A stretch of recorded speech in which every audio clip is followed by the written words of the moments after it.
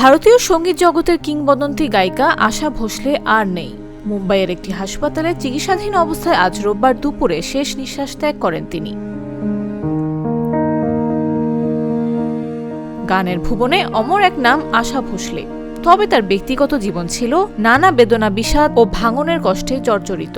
সেসব ডিঙিয়েই তিনি পাড়ি দিয়েছেন দীর্ঘ 92 বছরের জীবন। গানে গানে পেয়েছে আকাশ ছোঁয়া সাফল্য।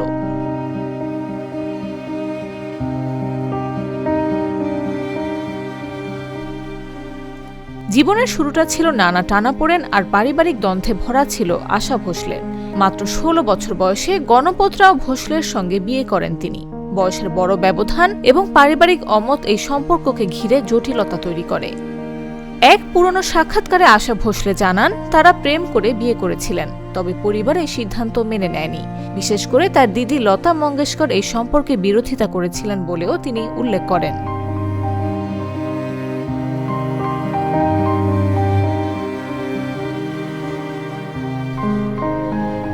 শ্বশুরবাড়িতে একজন গায়িকাকে পুত্রবধূ হিসেবে মেনে না নেয়ার বিষয়টিও তার জীবনে বড় চাপ তৈরি করে।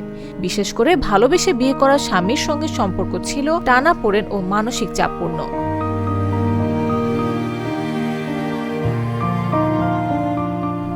তার অভিযোগ অনুযায়ী দাম্পত্য জীবনে তিনি দীর্ঘদিন মানসিক ও শারীরিক নির্যাতনের শিকার হন এবং অন্তঃসত্ত্বা অবস্থায়ও তাকে বাড়ি ছাড়তে বাধ্য করা হয়েছিল।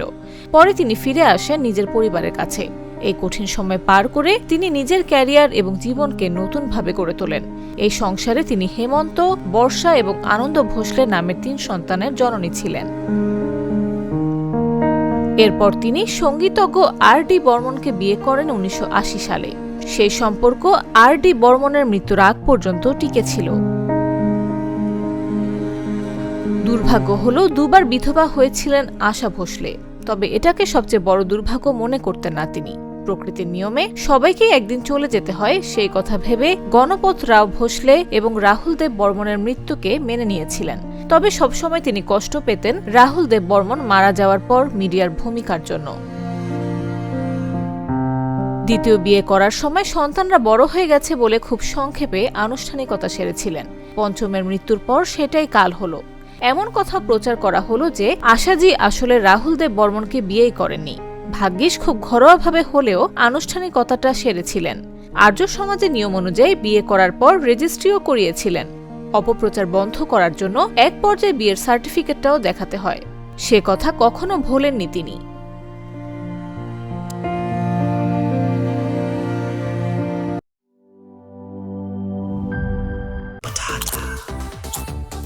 Spicy and crispy.